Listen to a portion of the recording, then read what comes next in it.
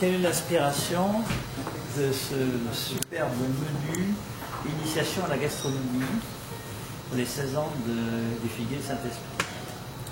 Alors on est toujours à la recherche justement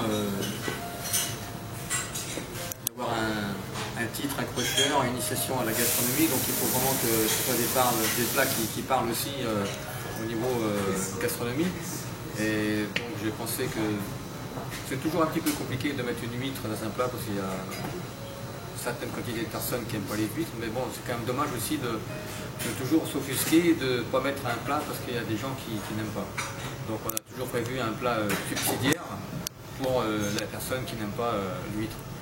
Et je pense que cette huître assez évolutif au niveau création, donc en mariant donc le chou, l'échalote au vin rouge, la betterave, le chou rave, l'andouille de Guéméné. Et donc se faire ce mariage entre terre et mer, c'est vraiment une chose qui est peu commun, mais qui se marie très très bien. Et on a vraiment cette puissance de l'huître, on a aussi la puissance de l'andouillette, enfin de l'andouille, mais il faut juste trouver le bon équilibre des deux. Et au niveau des textures, tout ça, c'est vraiment un ravissement parce qu'on a à la fois la suavité des plats et en même temps le croustillant ou le croquant des légumes. Parce que le chou, au départ j'ai fait deux variantes, uniquement avec du chou rave et une avec du chou vert frisé. Donc les avis étaient partagés entre les personnes qui ont dégusté. Et donc pour trancher, j'ai dit on va mettre le chou vert et on va mettre du chou rave à l'intérieur pour apporter ce croquant. Et on a après ce côté moelleux à l'intérieur avec la crème, avec l'échalote qui relève le goût, un petit peu la betterave et puis également le chou rave qui apporte ce craquant en même temps. Et ça, c'est l'évolution de chez vous, cette association terre-mer. Parce que vous avez la mer qui lèche les pieds du restaurant, et si on tourne à gauche la vue, on a les montagnes. Vous êtes vraiment dans le plein pied de cette association terre-mer. Oui, je pense que c'est. Il faut toujours être. Évidemment, c'est toujours. Par rapport à la clientèle, des fois, il y a des gens qui sont un petit peu offusqués parce qu'ils s'attendent à autre chose, ils vont devoir une huître brute, mais bon, je veux dire, nous, le but du cuisinier, c'est justement de mettre les plats un petit peu outrepassés, quoi, je veux dire, faire un petit peu valoir sa créativité. En fait, en tout cas, c'est des explosions de saveurs, alors vraiment inédites. Oui, effectivement, on retrouve bien. En plus, j'ai travaillé l'huître Sorlute numéro 1, donc c'est une huître vraiment qui est très l'huître spéciale, qui est très très charnue, qui est très grasse et très forte en goût. Donc c'est important de retrouver ce goût de l'huître qui est présent, quoi, tout en étant pas non plus exhaustif comme en goût, quoi, mais bon, mais qui est présente avec en même temps on retrouve le goût de l'andouille de Guéméné. Pareil, il y a une andouille de Guéméné qui est vraiment traditionnelle, quoi, faite dans la règle de l'art. Alors tout ça, c'est ce menu, il est jusqu'au 22 décembre et c'est pour les personnes qui veulent découvrir la gastronomie à un prix qui est tout à fait abordable. Parce voilà. Que 72 €, c'est exceptionnel. 70 €, oui, donc volontairement, j'ai voulu créer ce menu donc en mettant un prix assez bas et en leur faisant déguster ce menu en 6 services, donc avec la muse-bouche, avec ce plat, l'entrée d'huître, après on fait la Saint-Jacques avec le potiron. Donc là on rejoint encore vous voyez, le côté terre et mer avec le potiron, la Saint-Jacques, avec de la grenade, le fruit de la grenade qui vient donc un petit peu apporter l'acidité.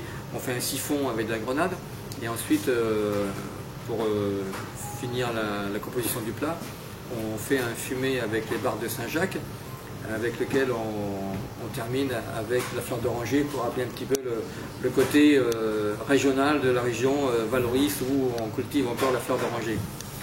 D'accord, donc c'est un menu qui nous permet de voyager autant dans la mer qu'en la montagne, qu'ici à Valoris ou à Antibes. En fait, c'est un menu qui est complètement dans la vision de la saveur des saveurs provençales qui mêlent la mer, la terre, ouais. Et puis les bonnes épices d'ici, les aromates.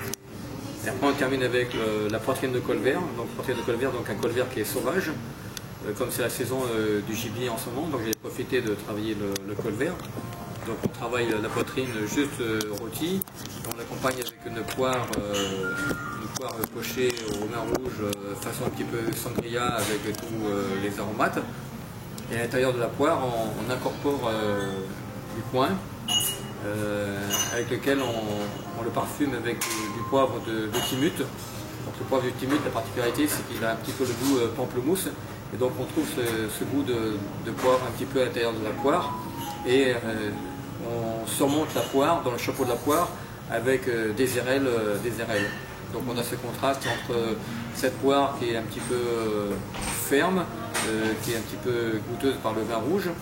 Et on prend aussi un vin rouge, on prend du chinon, parce qu'en définitive, il ne faut pas trop prendre un vin qui soit agressif. Et on a ce côté un peu doux du coin avec le poivre qui vient donc relever la saveur. Et un petit peu après l'acidité de l'érelle qui vient complémentariser l'ensemble. Et dans le pré-dessert, on est vraiment et à côté, donc on sert avec un petit raviol à base de céleri rave, dans lequel on fait un mix de champignons. Donc on prend les champignons qu'on a en ce moment à l'heure actuelle, les sanguins, les chanterelles, les girolles, voilà. Et on le lie un petit peu avec de la blette, du verre de blette.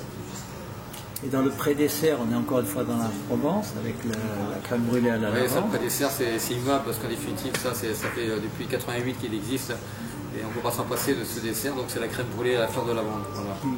Et le dessert, alors, qui est à la fois frais, qui est léger, ouais, et qui vient en point d'orgue à un repas exceptionnel. Vous nous en dire un petit mot? Oui, ben, le dessert aussi, c'est toujours agréable de terminer par un dessert qui soit assez léger et qui soit donc frais en bouche en fin de repas. Donc là, on a travaillé sur l'orange, la clémentine. Et donc dans une demi-sphère en chocolat blanc, on incorpore une marmelade d'orange amère dans laquelle on trouve un croustillant au praliné. Et après on fait une ganache au chocolat blanc parfumé au Cointreau, une crème pralinée.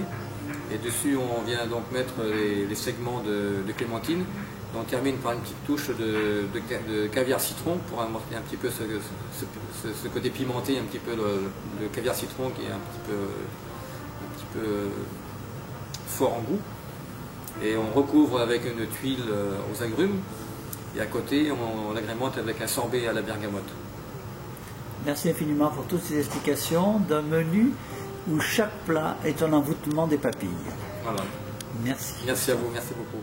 Merci.